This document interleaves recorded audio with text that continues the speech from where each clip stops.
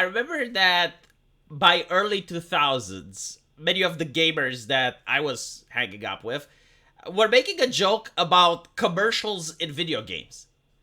Imagine you're playing Half-Life and then you're getting a loading screen and it's a commercial for McDonald's. Or you're actually playing the game and you get a vending machine and there's a commercial for Doritos. And I was worried, it's like, okay, if companies ever figured this out, can you imagine how bad the games will look like? Because they're not going to make it in an immersive way where you just happen to walk around and there's a billboard with Coca-Cola. You know, they're going to plaster that shit everywhere. And looking at it now, I guess that some games do it.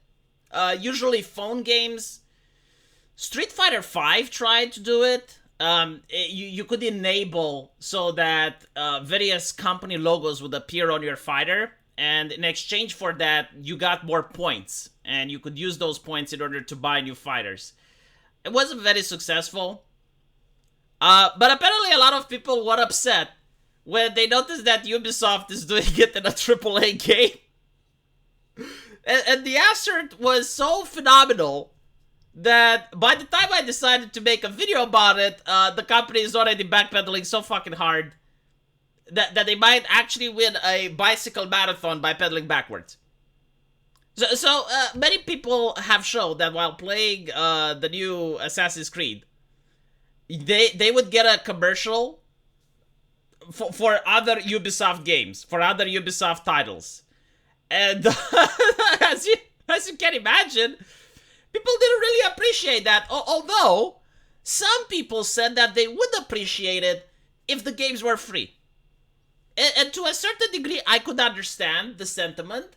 The problem is, like, yeah, sure, they will start by making the games free. Like, this is how I would actually market this, okay? You make the game free if you watch the ads.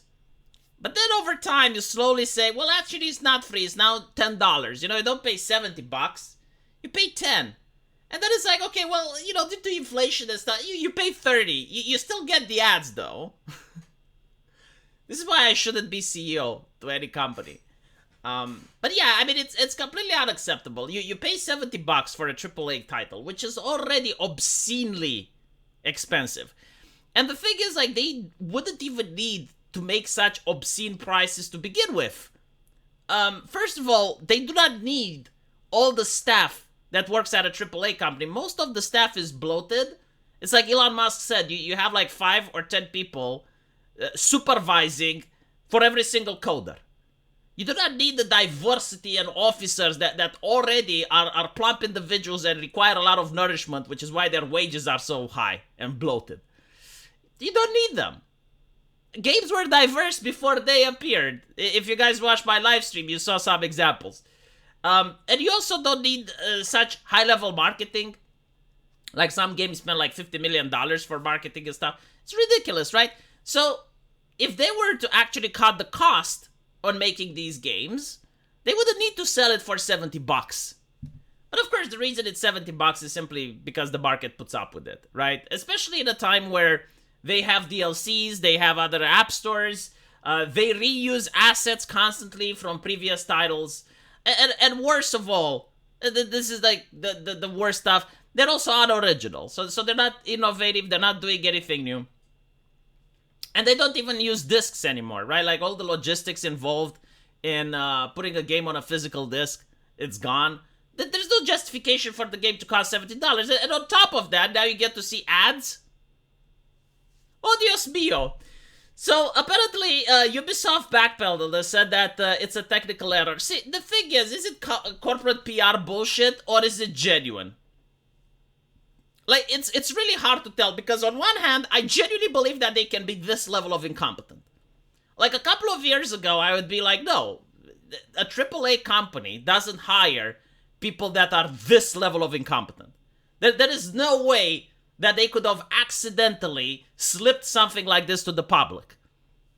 But recently, due to all the diversity firings, and I understand that competent people cannot mingle with woke people. Like, you gotta pick and choose. You want woke people? Well, woke people are very insecure. They do not like knowing that they're working with someone more competent than them. So they start going on their social media.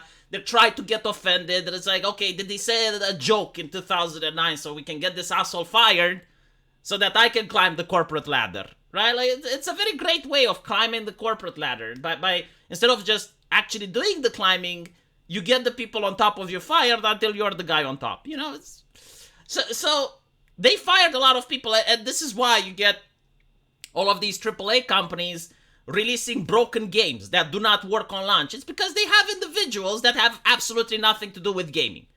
And yet, for some reason, they're there. I don't know how they justify their existence at the company, but I guess they must be really acquainted with the HR lady, because there's no other explanation. So, you have like all of these chuckleheads that are completely incompetent, and yes, maybe they actually did this by mistake. I am actually willing to buy their PR bullshit.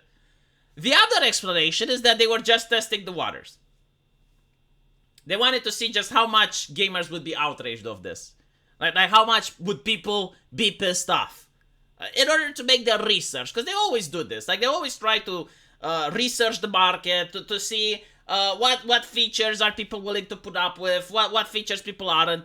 So they may have actually released this and then monitor the backlash to see, okay, is it a significant backlash? Like, are people genuinely upset about it, or are they willing to put up with it?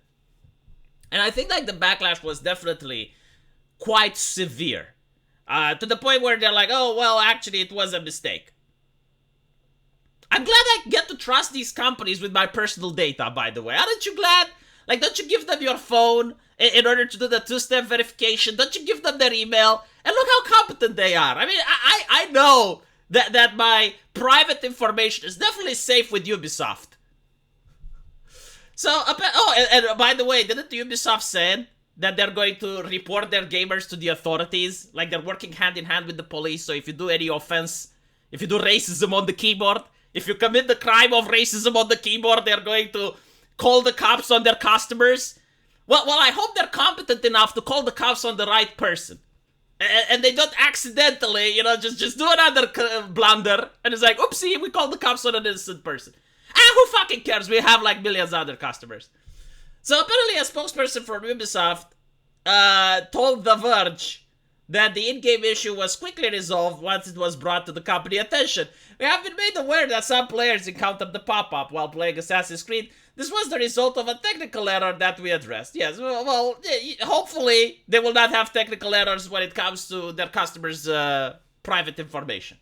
One can only hope. But who knows, I mean, woke corporations, especially American ones and ones that are associated with the West, they're the gift that keeps on giving. Like every single year, they surprise us with something new.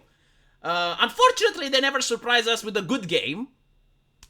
That is not something they do, though. No, they surprise us with lecturing the customers, tone policing, more censorship, more surveillance on their gamers, harvesting information from their gamers, accidentally showing ads. Like, these are the surprises that they like. Making a good game, not so much. But who knows, maybe in the future. Maybe in the future. One can only hope. Let me know what you guys think. And as usual, I will see you in the comment section.